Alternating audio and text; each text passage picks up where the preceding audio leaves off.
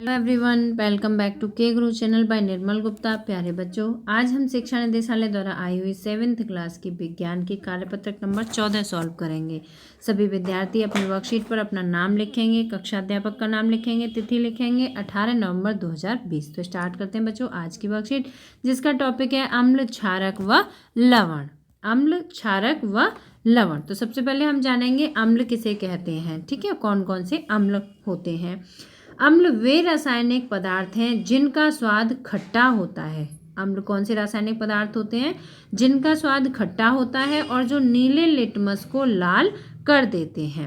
ये हमारे लिए कई तरह से उपयोगी होते हैं। अम्ल की प्रकृति अम्लीय होती है। अम्ल की प्रकृति कैसी होती है? अम्लीय होती है। हमारा पेट एक अम्ल, कौन से अम्ल से? हाइड्रोक्लोरिक अम्ल बनाता है। हमारा पेट एक अम्ल बनाता है जिसका नाम है हाइड्रोक्लोरिक अम्ल, जो भोजन के पाचन के लिए आवश्यक होता है। कुछ अम्ल प्राकृतिक होते हैं, है ना, प्राकृतिक होते हैं। जैसे आप यहाँ पर देख सकते हैं, ये सभी पदार्थ हैं, ये सभी अम्ल के सोर्स हैं। ठीक है, इन सभी से ये सब कैसे हैं? ये प्राकृतिक हैं। कुछ अम्ल प्राकृतिक होते हैं जैसे सेब, नींबू, संतरा, टमाटर आदि, जबकि दही, शीतल पेय, सिरका आदि मानव निर्मित पदार्थों के कुछ उदाहरण हैं। बच्चों, जो दही होता है वो भी खट्टा होता है ना, दही। और इसके अलावा शीतल पेय, जो भी लिक्विड पीते हैं हम लोग, या सिरका, ये सभी भी अम्ल हैं। लेकिन ये सब कैसे होते हैं? मानव निर्मित हैं। ये प्राकृतिक नहीं है, ये सब मानव निर्मित हैं। सल्फ्यूरिक अम्ल, नाइट्रिक अम्ल और हाइड्रोक्लोरिक अम्ल सामान्यतः वे अम्ल हैं जो विभिन्न क्षेत्रों में उपयोग किए जाते हैं। ठीक है बच्चों, तो ये सभी अम्लों के नाम हैं।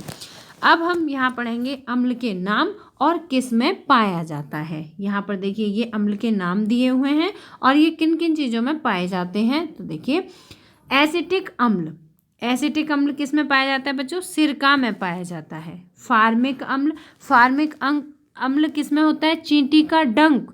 चींटी जब किसी को काट जाती है तो वहाँ पर अपना डंक छोड़ जाती है ना। तो आपने देखा होगा, जहाँ पर काटा है वहाँ पर स्वेल हो जाता है, सूज जाता है वो भाग। तो वहाँ पे किसके कारण हो जाता है सूजन? फार्मिक अम्ल के कारण। तीसरा है साइट्रिक अम्ल। साइट्रिक अम्ल बच्चों किन चीज़ों में मिलता है? जो खट्टी चीज़ें होती हैं जैसे नींबू, संतरा आदि, है ना। लैक्टिक अम्ल, लैक्टिक अम्ल वो अम्ल होता है जिसके कारण कि दही, दूध से दही में परिवर्तन होता है। लैक्टिक अम्ल किस में पाया जाता है? दही में। नेक्स्ट है अम्ल, अम्ल मतलब पालक में पाया जाता है। एस्कॉर्बिक अम्ल, आंवला, सिट्रस फल, सिट्रस का मतलब होता है खट्टे फल। एस्कॉर्बिक अम्ल किस में पाया जाता है? आंवले में और सिट्रस फल में। एस्कॉर्बिक जो होता है ये विटामिन सी का रासायनिक नाम भी होता है, एस्कॉर्बिक एसिड। ठीक है। टार्ट्रिक अम्ल, टार्ट्रिक अम्ल पाया जाता है इमली, अंगूर, कच्चे आम आदि में।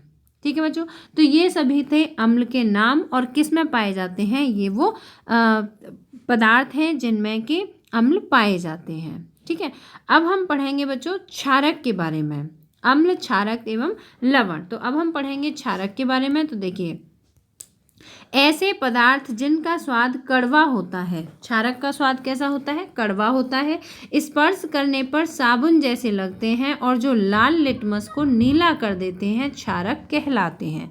इन पदार्थों की प्रकृति क्षारकीय कहलाती है। कैसी प्रकृति है? क्षारकीय प्रकृति है।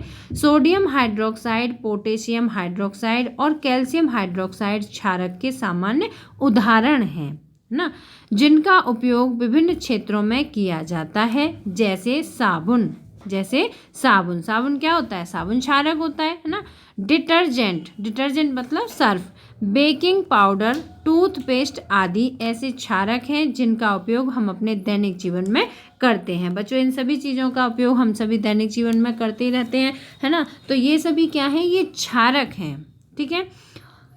यदि बेकिंग पाउडर के विलयन को अपनी उंगलियों के बीच रगड़ें तो यह साबुन जैसा चिकना लगता है। बेकिंग पाउडर तो बच्चों आप सभी के घर में भी होता है। हम कुछ खाद्य पदार्थ बनाते हैं तो उसमें बेकिंग पाउडर डालते हैं।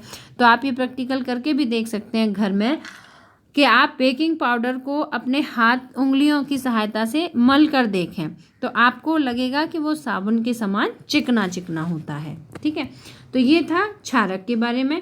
अब क्षारक किस किस में पाया जाता है। तो देखिए, पहले हम पढ़ेंगे क्षारक के नाम। क्षारक में calcium hydroxide, number 1 calcium hydroxide, ये पाया जाता है चूने के पानी में। दूसरा है अमोनियम हाइड्रोक्साइड, खिड़की के कांच आदि साफ करने के लिए उपयुक्त मार्जक होता है अमोनियम हाइड्रोक्साइड। ठीक है बच्चों, ये वो चीज़ होती है जिससे कि खिड़की के कांच वगैरह उस पर स्प्रे करके उसे साफ किया जाता है। तीसरा है सोडियम हाइड्रोक्साइड या पोटेशियम हाइड्रोक्साइड, ये किस में पाया जाता है? साबुन में पाया जाता है। नंबर 4 है मैग्नीशियम हाइड्रोक्साइड, जो कि दूधिया मैग्नीशियम होता है। ठीक है बच्चों, तो ये हमने पढ़ा क्षारक के बारे में।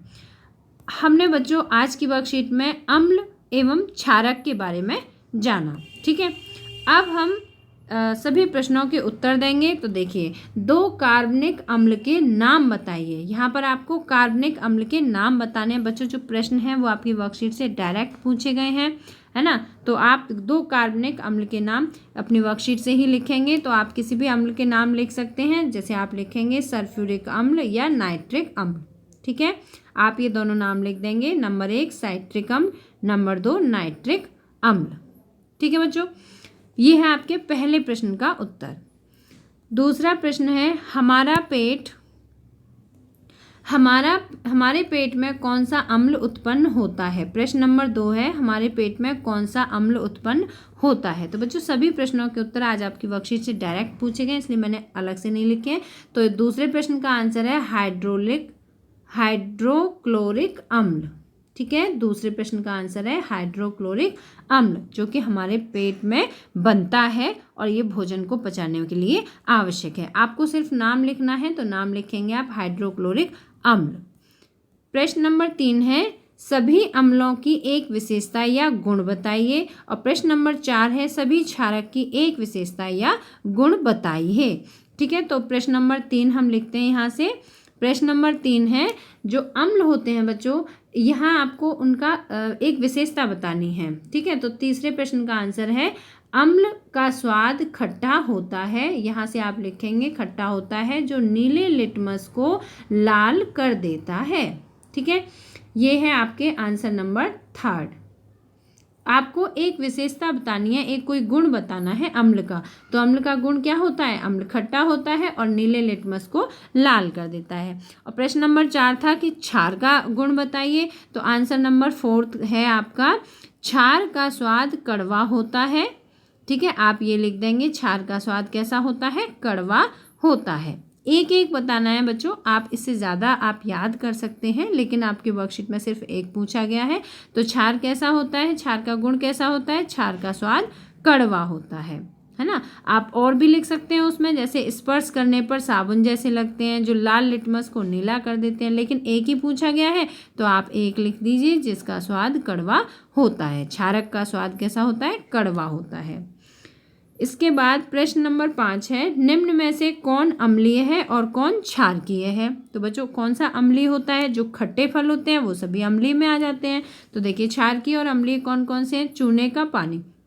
मैं यहाँ पर आपकी सहायता के लिए इसमें नंबर 1 लगाती हूँ अम्लीय पर, और क्षारकीय पर नंबर 2। ठीक है, इससे आपको पता चलता रहेगा कि कौन सा क्षारकीय है और कौन सा अम्लीय है। तो चूने का पानी कौन सा होता है? नंबर 2, मतलब क्षारकीय होता है। सिरका कैसा होता है? सिरका बच्चों खट्टा होता है, तो ये अम्लीय है। टूथपेस्ट कैसा होता है? ये भी क्षारकीय होता है। नींबू का रस कैसा होता है? नींबू का रस अम्लीय होता है। बेकिंग पाउडर कैसा होता है? ये क्षारकीय होता है ना। दूधिया मैग्नीशियम ये भी क्षारकीय होता है। अमोनिया का विलयन ये भी क्षारकीय होता है। ठीक है बच्चों, तो आप ये इसके आगे लिखते जाएंगे, या आप ऐसा कर लेंगे अम्लीय लिखेंगे पहले, ठीक है, अम्लीय, और दूसरे नंबर पर लिखेंगे आप यहाँ पर क्षारकीय। ठीक है, क्षारकीय। और अम्लीय में क्या क्या आया? अम्लीय में आया सिरका, और इसके अलावा दूसरा क्या आया था? नींबू का रस। ठीक है, नींबू का रस।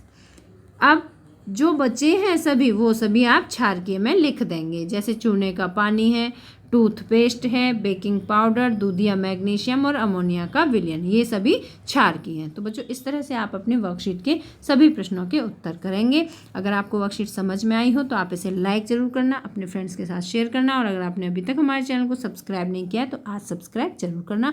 मिलते हैं फिर इसी तरह की नेक्स्ट एजुकेशनल वीडियो में। Till then bye bye, good luck to all of you.